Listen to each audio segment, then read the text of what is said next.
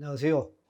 자, 우리가 23년 제2차 경찰 공무원 시험 헌법 한번 해설해 보겠습니다. 그래서 1번 정당 제도에 대한 설명으로 가장 적절하지 않은 것은, 이제 정당의 명칭 사용의 자유는 정당 설립의 자유에 들어가 있죠. 그래서 정당의 명칭은 정당 설립의 자유는 명칭 사용도 들어가 있다. 됐고요. 그다음에 2번 중앙당하고 지구당. 지구당은 중앙당의 하부 조직이 아니라 독립된 단체로 봅니다. 그래서 법인격 없는 사단이죠. 등록하니까, 등기 안 해요. 등록하니까. 3번, 정당의 목적이나 활동이 민족 기본 질서에 위배될 때는 정부는 헌법재판에 제소할 수 있는 거죠. 법원이 아니라. 그럼 틀렸어요. 그 다음에 4번, 대한민국 국민이 아닌 자는 정당의 당원이 될 수 없죠. 그 다음에 누구든지 둘 이상의 당원이 되지 못합니다. 그래서 답은 3번이네요. 자, 2번, 국적. 국적에 관한 설명으로 가장 적절하지 않은 것은, 사실 국적이 이렇게 많이 나오지 않았는데 요번에 이제 나왔죠. 그렇죠? 그래서 1번 출생이나 그 밖의 국적법에 따라 대한민국 국적과 외국 국적, 이제 복수 국적자죠. 그래서 대통령령으로 정하는 사람은 대한민국 법령 정에서 대한민국 국민으로만 처우한다. 이렇게 돼 있고요. 2번, 이건 인지인데, 인지는 민법상, 대한민국 민법상 미성년자여야 돼요. 그 다음에 출생 당시에 부 또는 모가 대한민국 국민이었고, 그 다음에 이건 신고로서 국적을 취득하죠. 맞습니다. 2번. 3번. 우리가 이제 그 해외 원정 출산, 국적법 12조 3항인데, 원정 출산한 사람은 병역 의무를 이행해야만 국적을 이탈할 수 있어요. 그거 합헌입니다. 그래서 3번 직계 존속이 외국에서 영주할 목적 없이 체류한 상태에서 출생한 자는 병역 의무를 해소한 경우에만 국적 이탈할 수 있도록 하는 국적법 12조 3항은 과잉금지 원칙이 위배되지 아니하므로 국적 이탈의 자유를 침해하지 않나. 오케이, 맞죠? 4번 외국인이 귀화 허가를 받기 위해서는 품행이 단정할 것, 이렇게 요구하죠. 우리 일반 귀화 요건에 써 있습니다. 품행이 단정할 것. 그래서 명확성 위반이 아닙니다. X. 대부분 명확하다고 제가 말씀드렸어요. 꼭 외워놓으시고. 그 다음에 3번 역대 헌법에 대한 설명으로 적절하지 않은 것은, 자, 52년 1차 개정지죠. 그렇죠? 이때는 국무총리와 국무위원은, 그렇죠, 국무원의 권한에 관해서는 일반 국무에 대해서는 연대 책임, 그 다음에 각자 행위에 대해서는 개별 책임진다 규정하고 있고, 62년 5차 개정헌법, 이때는 이제 5.16 생기고 나서 박정희 대통령 집권하면서 군인이니까 정당국가 성향이 좀 강했다 그랬죠. 그래서 국회의원 후보자가 되려는 자는 소속 정당에 추천받아야 되죠. 이렇게 돼 있고, 그 다음에 국회의원이 임기 중 당적을 이탈 변경할 때 또는 소속 정당이 해산될 때는 자격이 상실되지만, 그 다음에 합당 또는 제명으로 소속이 달리하는 경우 예외로 한다라고 규정하겠다. 좀 어렵게 냈네요. 3번 7차 개정 72년도 유신이죠. 유신. 이때는 가장 핵심이 통일주체 국민회의예요. 그렇죠? 그래서 이때는 대통령을 무기명으로 뽑죠. 통일주체 국민회의에서. 그 다음에 국회의원 정수의 3분의 1은 통일주체 국민회에서 선거합니다. 무지막지한 법이었죠. 맞는 거고. 4번 8차 개정헌법에는 국회가 동의권을 갖습니다. 조약에 대한. 근데 보시면 이제 이 60조에 써 있어요. 한번 이걸 읽어보시면 되는데, 60조 1항 한번 보세요. 국회는 상호 원조 안전보장에 관한 조약, 중요한 국제조직에 관한 조약, 그 다음에 우호 통상 항해 조약이에요. 근데 여긴 통상 조약으로 했죠. 우호 통상 항해 조약이에요. 그래서 이게 틀렸습니다. 참 어렵게 냈죠. 뭐 이렇게까지 낼 필요가 있나 하는데, 답은 몇 번입니까? 4번. 이렇게. 그래서 아마 제가 볼 때는 이제 국적법이나 이 연역사를 어렵게 낼 수밖에 없어요. 그렇죠?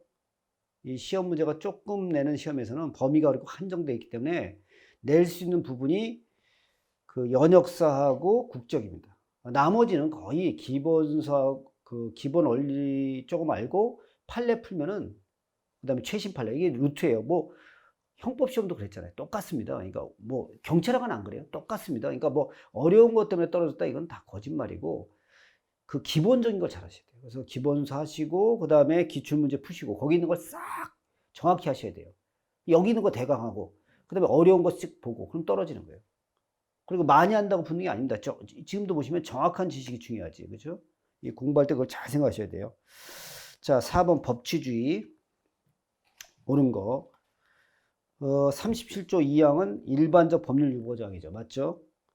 법률 유보 원칙은 뭐야? 법률에 근거한 겁니다. 그렇죠? 그래서 기본권 제한은 법률의 근거가 필요하고 반드시 법률의 형식이 아닙니다. 법률에 근거하면 할 수 있는 거예요. 명령으로도. 그렇죠? 반드시 법률의 형식을 취해야 된다. 틀렸죠. 그 다음에 법률 유보 원칙은 어떤 거예요? 본질사항, 중요사항은 국회가 꼭 해야 된다 이거예요. 그렇죠? 뭐 법률에 근거만 되면 다 된다는 게 아니라 어떤 본질 내용은 국회가 정해야 된다. 이런 원칙이 들어가 있는 거죠. 그래서 보시면 법률 유보 원칙은 단순히 행정작용이 법률에 근거를 두기만 하면 충분한 것이 아니라 국가 공동체와 그 구성원의 기본적이어도 중요한 의미를 갖는 영역, 특히 국민의 기본권 실현에 관련된 영역은 행정에 맡길 게 아니라 국민의 대표인 입법자가 스스로 본질사항에 대해서 결정해야 한다는 요구까지 내포한다. 맞죠?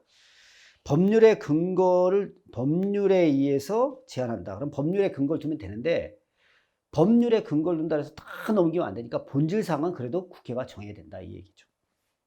체계 정당성의 원리. 우리가 이 법마다 체계가 있어요. 그러면 이 체계에 맞게 해야 돼요. 그럼 소득세법에 있는 걸 법인세에다가 바로 할 수는 없죠. 그렇죠?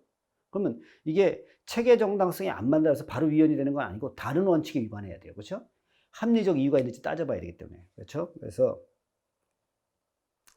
체계 정당성의 원리는 동일 규범 내에서 또는 상이한 규범 간에 그 규범의 구조나 내용 또는 규범의 근거되는 원칙 면에서 상호 배치되거나 모순되어서는 안 된다는 하나의 헌법적 요청이죠. 근데 이 체계 정당성의 위반은 비례의 원칙이나 평등 원칙 등 일정한 헌법의 규정이나 원칙을 위반하여만 비로소 위헌이다. 맞습니다. 체계 정당성에 위반해서 바로 위헌이 되는 건 아니죠. 리얼 소급입법. 진정 소급법이 있고 부진정 소급법이 있어요. 이미 완성된 사실을 소급하는 게 진정. 진행 중인 걸 소급하는 게 부진정. 그러면 진정 소급법은 원칙으로 안 되는 게 원칙이에요. 소급 안 되는 게 원칙, 위헌이에요. 하지만 예외적으로 공익이 중대할 때는 소급할 수 있어요. 예외로. 부진정은 비교 형량합니다. 그래서 그 얘기가 써있죠. 그래서 전자는 헌법적으로 허용되지 않는 것이 원칙이며 진정이니까 특단의 사정이 있는 경우면 예외적으로 허용될 수 있는 반면 후자, 부진정이죠. 이건 그 소급표를 요구하는 공익상의 사유, 그 다음에 신뢰보호 요청 사이의 교량, 비교 형량하는 거죠. 그래서 이 신뢰보호 관점이 입법자의 형성권에 제한을 가하게 된다. 입법자는 어떤 이유가 있으니까 소급하고 싶어 할 거 아니에요. 근데 국민이 지금까지 해왔던데 나는 조금 있으면 끝날 줄 알았다. 그럼 그걸 보호해라 이거죠. 그래서 옳은 것은 니은, 디귿, 리을 3개. 자, 5번 기본권 주체에 관한 설명으로 적절하지 않는 것은 1번 아동 청소년. 얘도 독자적 인격권을 갖습니다. 그래서 거기 써있죠. 독자적 인격체이며 그의 인격권은 성인과 마찬가지로 인간의 존엄성, 행복 주권을 보장하는 10조에 의해서 보호된다. 인격권은 10조에 의해서 보호되죠. 그 다음에 불법 체류 중인 외국인. 자, 우리 외국인도 국민의 권리는 기본권을 못 갖지만 인간의 권리는 갖습니다. 그래서 신체의 자유라든가 주거의 자유, 변호인의 조력을 받을 권리, 재판 청구권, 주체성이 인정되는데 국가인권위의 공정한 조사를 받을 권리. 이건 헌법상 권리가 아닙니다. 그렇죠? 법률에서 만들어지는 거예요. X. 자, 정당도 어떻게 돼요? 정치적 자유 같은 데서는 기본권의 주체가 됩니다. 그래서 구성원과는 독립하여 그 자체로서 기본권의 주체가 될 수 있다. 맞죠? 그 다음에 4번 주택 재개발 정비사업조합. 이거는 뭐예요? 이 사람이 국가의 권한을 위임받아서 어떤 주택 재개발을 하는 거예요. 그래서 행정작용을 하죠. 그래서 이거는 기본권을 지키는 사람이 수범자지 기본권의 주체가 될 수 없어요. 그렇죠? 자, 6번 가장 적절하지 않은 것은 근데 지방자치단체장으로 2006년 7월 1일 재직하고 있는 자로서 다음 지방자치단체장 선거에도 신분을 유지한 채로 출마하고자 하였다. 근데 당시 공직선거법 86조 1항, 255조 1항에선 공무원이 선거운동의 기획에 참여하거나 그 기획의 실시에 관여하는 행위를 못하라고 하였고, 이를 위반한 경우는 처벌하도록 규정되어 있다. 그래서 이 사람은 위 조항이 자신의 기본권을 침해한다며 헌법소원 심판 청구했다. 조금 문제를 만든 거죠. 그래서 이 사람은 이제 어떻게 해요? 위 사례는 하나의 규제로서 갑의 정치적 표현의 자유와 공무단임권이 동시에 제약받을 수 있는 기본권 경합에 해당한다.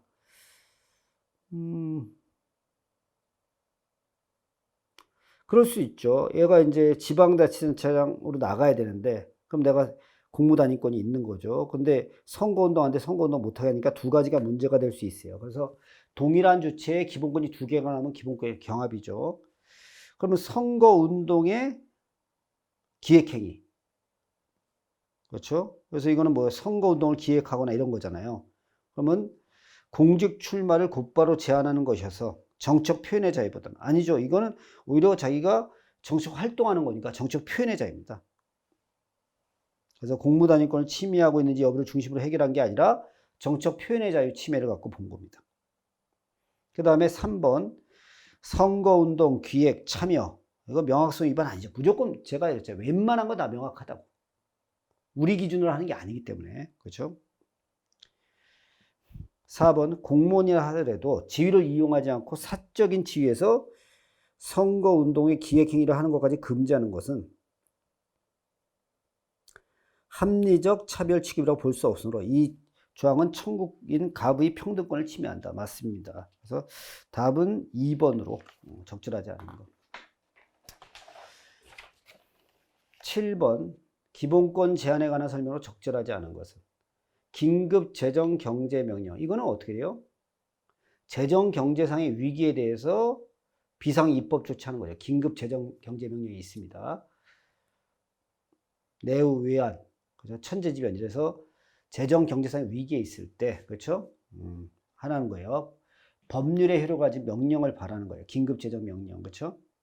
그러면 기본권 제한의 한계로서 과잉금지 원칙의 준수가 요구되지 않는다. 아니죠. 이것도 그 원칙이 준수돼야 됩니다. 그 다음에 국가공무원법에 그 밖의 공무에 위한 집단행위. 이거 맨날 얘기하죠. 이거 명확성 위반이 아닙니다. 그 다음에 교도소의 안전 및 질서 유지를 위해서 행해지는 규율과 징계로 인한 수용자의 기본권 제한도 다른 방법으로는 그 목적을 달성할 수 없는 경우에 예외적으로 허용된다. 보충성이 필요한 거죠.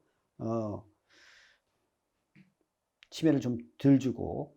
그 다음에 4번 사회복무요원의 정책 행위를 금지하는, 그래서 그 밖의 정치단체에 가입하는 행위. 그래서 판례가 뭐예요? 이 정치단체가 명확하지 않다. 명확성 위반이고, 그 다음에 이것까지 하면 너무 지나친 거다. 그래서 과잉금지 원칙에 위반돼서 정책 표현의 자유 및 결사의 자유 침해한다. 이렇게 했죠. 그래서 답은 1번입니다. 8번.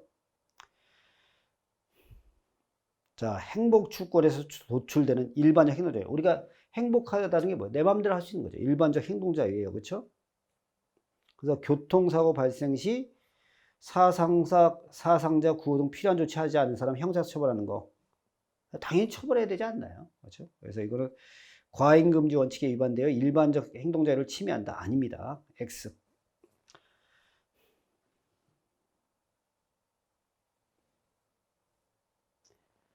자기 책임의 원리는 자기 결정권의 한계 논리로서, 그렇죠? 내가 결정했으니까 내가 책임져야 되죠.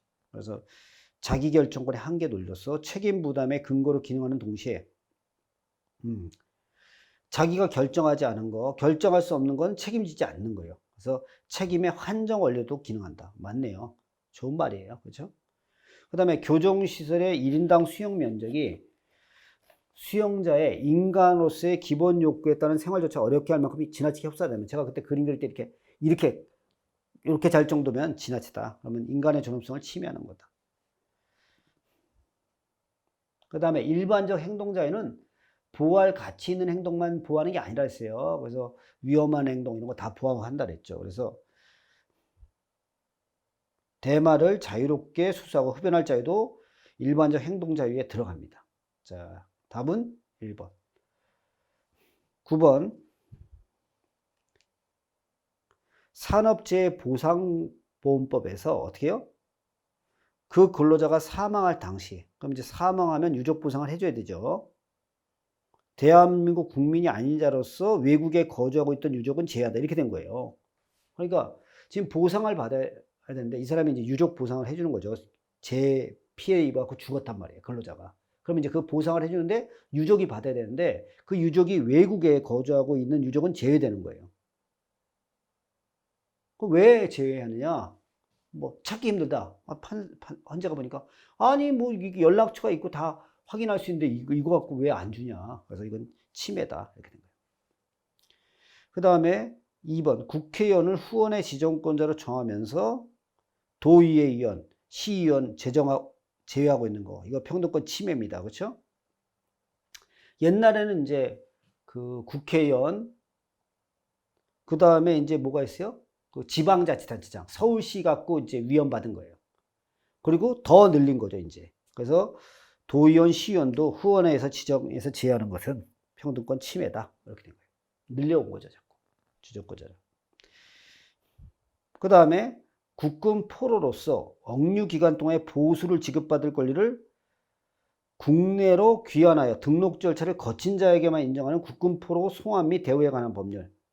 그러니까 이제 뭐냐면 국군 포로가 이제 끌려갔죠. 6만 명인가 뭐 끌려갔다 그랬죠.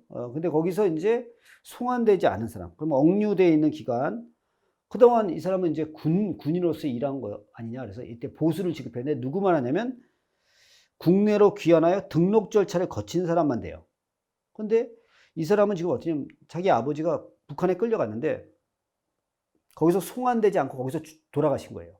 그러니까 야, 이 돌아가신 분은 왜 안 해주냐 이렇게 된 거예요. 그랬더니 판례가 뭐 이거는 돌아와서 왜냐하면 이게 이제 북한으로 간 사람도 어떤 사람이 있냐면 원하지 않았는데 갈 사람이 있고 원해서 간 사람도 있을 거 아니에요.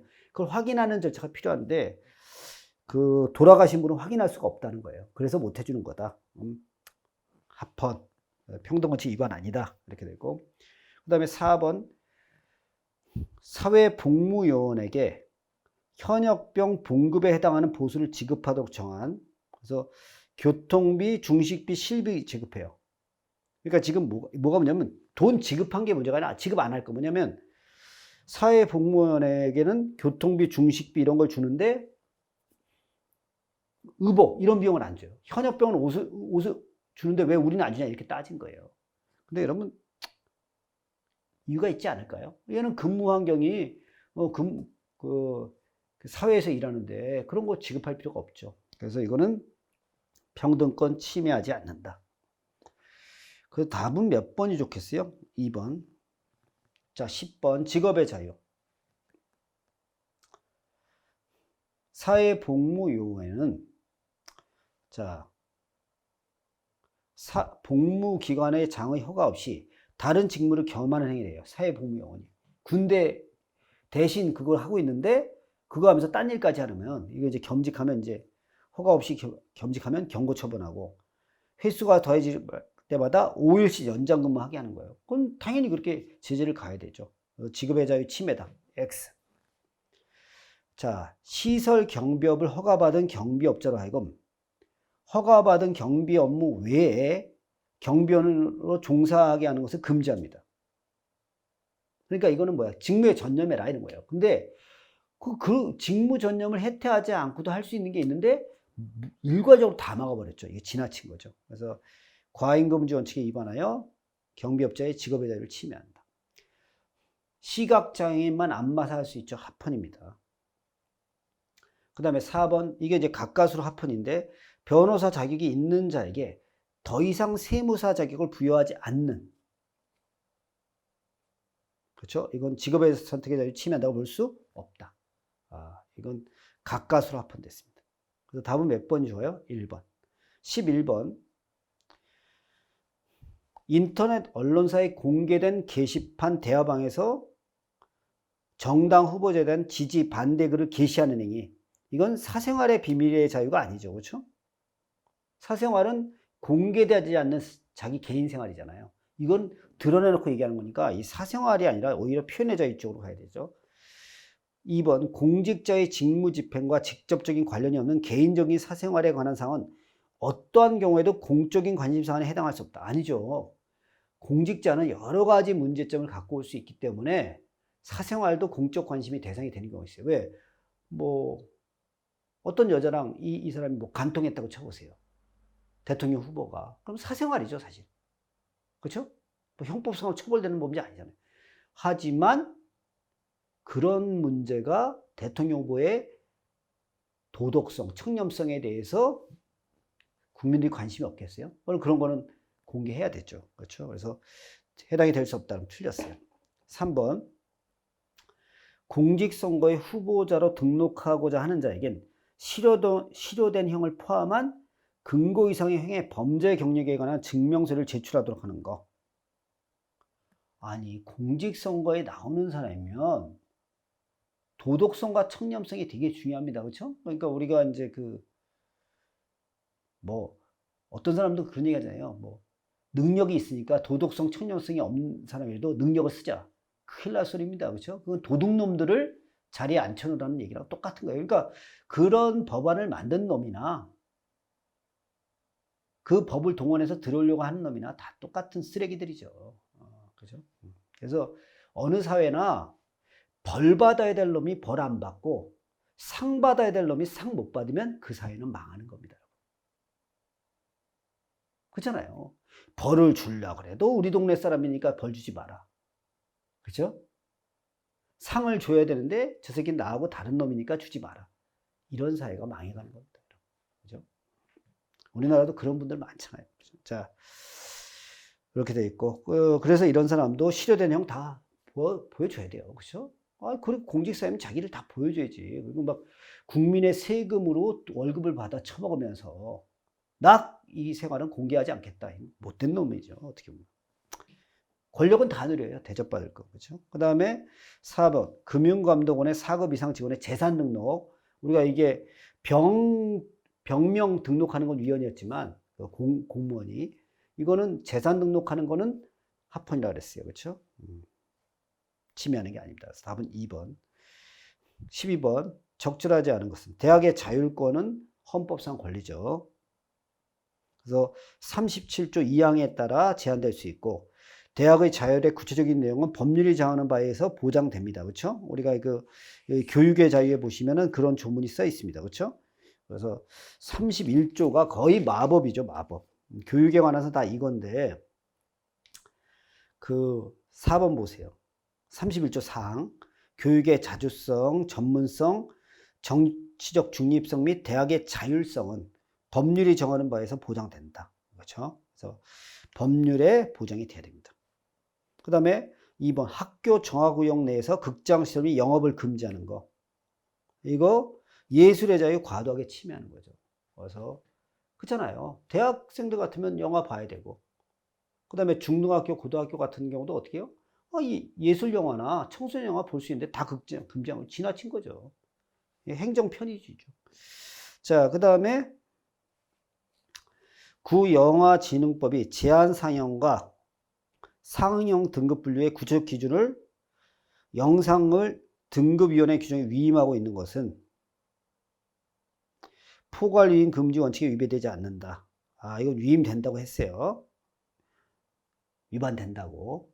참 이런 문제 어렵죠. 그러면 다른 거 갖고 푸는 거예요. 이게 다 확인하기 힘들면 4번 발명가의 권리를 법률로서 보호하도록 하고 그 다음에 이에 따라 특허법은 특허권자에게 업으로서의 특허 발명을 실시할 권리를 독점적으로 부여하고 있다. 따라서 특허권자가 그 특허 발명의 방법에 의해서 생산된 물건의 발명의 명칭과 내용을 표시하는 것은 내재된 요소죠. 당연히 특허권에서.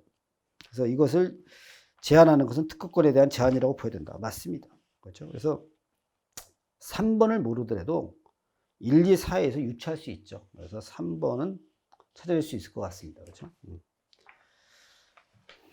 13번 재산권에 관한 설명으로 가장 적절한 것은 헌법의 재산권 보장은 사유재산제에 보장되죠. 그래서 사유재산의 사용과 처분을 포함하는 것이고 유언자는 어떻게 해요? 유언의 자유가 재산의 보호를 받죠. 그렇죠? 재산권의 보호를 받습니다. 그렇죠? 그 다음에 환경 개선 부담금은, 자, 부담금은 경유의 리터당 부과되는 교통, 그렇죠? 그러면 경유차가 오염이 심하니까 부과하는 거죠. 그래서 이건 과잉금지 원칙 위반하여 재산권 침해다 볼 수 없다. 맞습니다. 회원제 골프장 부동산, 회원제 골프장 엄청 비싸잖아요. 그래서 중과세 때리는 거 과잉금지 원칙 위반 아닙니다. 그 다음에 전기통신금융사기의 피해자가 피해 구제 신청을 했어요. 아, 내가 지금 보이스피싱에 속아서 계좌 보냈다. 그러면 그 계좌에 이용된 거 다 세웁니다. 그러면 그게 합리적 이유가 있겠어요? 없겠어요? 있죠. 그래서 피해자의 자금이 송금이 이체된 계좌, 이전에 이용된 계좌를 지급정지하는 것은 과잉금지 원칙을 위반하여 재산권 침해가 아닙니다. 그 답은 2번. 14번. 인간다운 생활할 권리. 자, 여기는 제가 뭐라 했어요? 인간다운 생활할 권리의 권리가 뭐냐? 그러면 물질적인 최저 생활까지는 구체적 권리고 그 이상은 법률이 만들어져야 되는 추상적 권리다. 이렇게 돼 있죠. 그래서 직접 그 이상의 급부를 내용은 구체적 권리까지 발생케 한다고 볼 수 없다. 오케이. 그 다음에 2번.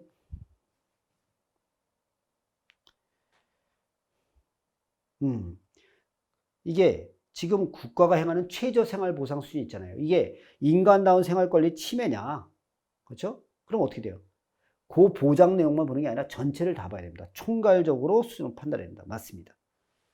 그 다음에 3번. 직장 가입자가 소득 월액 보험료를 일정 기간 체납했을 때 완납할 때까지 보험급여 안 해주는 거 합헌입니다. 4번. 구치소 치료감호 시설에서 수용 중인 사람에 대해서 기초생활보장법에 의한 보장을 피하는 거죠. 왜? 교도소 가서 하고 있으니까. 이건 재량을 일탈한 게 아닙니다. 틀렸죠. 4번이 틀렸어요. 15번. 교육을 받을 권리. 31조의 교육을 받을 권리는 필요한 시설을 제공을 요구할 수 있는 권리, 각자 능력에 따라 교육시설에 입학하여 배울 수 있는 권리를 의미한다. 부모는 자녀의 교육에 대해서 적합한 수단을 선택해야 할 것이고, 부모가 자녀의 건강에 반하는 방향으로 자유적 교육권을 행사할 경우에는 31조는 부모 외에도 국가에게 자녀의 교육에 대한 과제 의무가 있다는 걸 규정할 수 있으므로 국가는 부모의 자녀 교육권을 제한할 수 있다. 그렇죠? 뭐 밤늦게까지 하고 못 다니게 한다. 이런 거 국가가 할 수 있다 이거예요. 3번. 학교 급식 설비 실시에 필요한 시설 설비에 요하는 경비를 원칙으로 학교 설립자가 경영자가 부담하도록 하는 거. 이거 합헌이죠? 아니, 국립학교는 국립학교에서 국가가 급식시설 만들고, 사립학교장은 자기가 급식시설 만들고, 그러니까 이거 뭐 위반 아니죠. 그렇죠? 4번. 교육의 자주성 전문성은 교육기관의 자유, 교육의 자유를 보장함으로써 비로소 달성될 수 있는데, 교육기관의 자유는 교육을 담당하는 교육기관의 교육 운영에 관한 자주적인 결정권을 내용으로 하고, 교육의 자유는 교육 방법 등에 대한 자주적인 결정권을 내용으로 한다. 맞죠? 답은 3번입니다. 16번. 근로의 3권. 노동조합 설립할 때 설립신고서를 반려할 수 있어요. 그건 허가제가 아니죠. 그러니까 우리가 허가는 행정청이 사전에 검사해서 재량으로 허락을 해줄지 안 해줄지 이건 신고 요건을 갖췄는지 확인하는 거예요. 요건. 이건 반려니까 허가제라고 볼 수 없죠. 2번. 공무원 노동조합이 단체 교섭 대상에서 제외하고 있는 어떤 거예요? 정책 결정에 관한 임용권의 행사 등 이런 거는 근무 조건과 직접 관련이 되지 않는 사항은 단체 교섭단에서 제외한다. 명확하네요. 위반되는 것은 아니다. 근로자들의 단체 행동권은 위력의 요소를 가지고 있죠. 그래서 사용자의 재산권이나 직업의 자유, 경제활동의 자유를 현저히 침해하고 거래 질서나 국가 경제에 중대한 영향을 미치는 일정한 단체 행동권 행사에 대해서는 제한이 가능하다. 맞습니다. 자, 여기 뭐예요? 주요 방위 산업체 딱 나왔죠? 제가 그때 우리가 30산조 할 때 뭐 근로자는 단결권, 단체 교섭권, 단체 행동권 간다. 2항. 공무원인 근로자는 이렇게 돼 있고. 그 다음에 3항이 주요 방위 산업체 이렇게 돼 있어요. 주요 방위 산업체는 단체 행동권이에요. 다른 거는 그대로 허용되고 단체 행동권이죠. 그래서 단체 교섭할 수 없다. 틀렸죠. 단체 행동권이에요. 4번, 17번. 27조 규정으로 옳고 그름의 표시가 바르게 된 것은 모든 국민은 법률이 정한 법관 아닙니다. 헌법과 법률이 정한 법관에 의한 법률에 의한 재판을 받을 권리가 있어요. 1번 틀렸죠. 이거 됐고 2번 이것도 얘기했어요. 군인 공무원이 아닌 국민은 대한민국 영역 안에서 중대한 구성기밀 초병 초소 유도 금식을 공급 포로 군용물에 관한 제중 법률이 정한 경우가 비상계엄이야. 비상계엄. 계엄이 아니라 틀렸죠. 모든 국민은 신속한 재판을 받을 권리를 갖는다. 형사 피고는 정당한 이유가 없는 한 공정한 재판을 받을 권리가 있다. 공개 재판을 받을 권리죠. 그렇죠? 자. 그래서 이건 27조 3항에 있어요. 그렇죠? 27조 그 3항 보시면 모든 국민은 신속한 재판 받을 권리를 가진다. 형사 피고는 상당한 이유가 없는 한 지체 없이 공개 재판을 받을 권리를 갖는다. 이렇게 돼 있죠. 그래서 공정한 재판이 아니라 공개 재판입니다. 이렇게 돼 있고. 형사 피고는 유죄 판결이 확정될 때까지는 무죄를 추정한다. 이거 법조문에 있습니다. 그래서 결국 기역, 니은, 디귿이 틀렸네요. 18번 가장 적절하지 않은 것은 군인 공무원, 경찰 공무원, 기타 법률이 정한 자가 전투훈련 등 직무집행과 관련하여 받은 손해에 대해서는 법률이 정하는 보상 외에 국가 또는 공공단체에 대해서 공무원의 직무상 불법행위로 인한 정당한 배상을 청구할 수 있다. 못한다고 돼 있죠? 이게 이제 그 29조 2항입니다. 법률이 정하는 보상 외에 직무상 불법행위로 인한 배상을 청구할 수 없다. 이렇게 돼 있죠. 그러니까 이거 1번 틀렸네요. 2번 특수 임무 수행자들이 보상금 지급 결정에 동의한 때, 그렇죠? 이게 과잉금 조치 위반 아닙니다. 아이고. 3번 성립 요건서 공무원의 고의과실을 규정하죠. 그렇죠? 이건 합리적 이유가 있는 거죠. 그래서 국가배상 청구를 침해한다고 볼 수 없다. 4번 국가배상법은 외국인이 피해자인 경우는 해당 국가와 상호 보증이 있을 때만 국가배상법을 적용한다고 규정하고 있다. 예, 이렇게 되어 있죠. 답은 1번입니다. 이거 너무 쉬워서. 자, 19번. 쏘리. 자, 형사보상 및 명예회복에 관한 법률은 형사보상 결정에 대해서 즉시한 거고, 기각결정은 즉시한 거 아닙니다. 보상, 원래 기각결정에 즉시한 거고, 옛날에 보상 결정엔 즉시한 거 못했는데, 이것도 위헌 난 거죠. 둘 다 됩니다. 그 다음에 이게 피의자, 피고인이 구금되었다가 법률이 정하는 불기소라든가 무죄 판결 받으면 보상해 주는 거죠. 정당한 보상. 보상 청구는 확정된 날로부터 5년, 안 날로부터 3년이죠. 자, 4번. 형사보상 청구권은 헌법에 써 있어요. 근데 4번 보시면 무죄 판결이 확정된 피고인에게 국선 변호인 보수를 기준으로 소송비용 보상 청구. 이건 소송비용 보상 청구입니다. 이건 형사소송법에 있어요. 그래서 이거는 헌법적 차원의 권리로 볼 수 없습니다. 그리고 입법자가 여러 가지 구체사항을 규정할 때 비로소 형성되는 법률상 권리에 불과하다. 맞습니다. 형사 비용 보상은 형사소송법에 있어요. 헌법에 없습니다. 20번 36조 1항 혼인과 가족생활. 그래서 모든 영역에 영향을 미치는 헌법 원리, 원칙 규범의 성격도 같고 맞죠. 태어난 즉시 출생 등록될 권리. 이거 헌법상 기본권입니다. 틀렸죠. 헌법상 권리고 그래서 혼인 중 여자와 남편 아닌 남자, 미혼부의 미혼모가 아니라 미혼 아버지.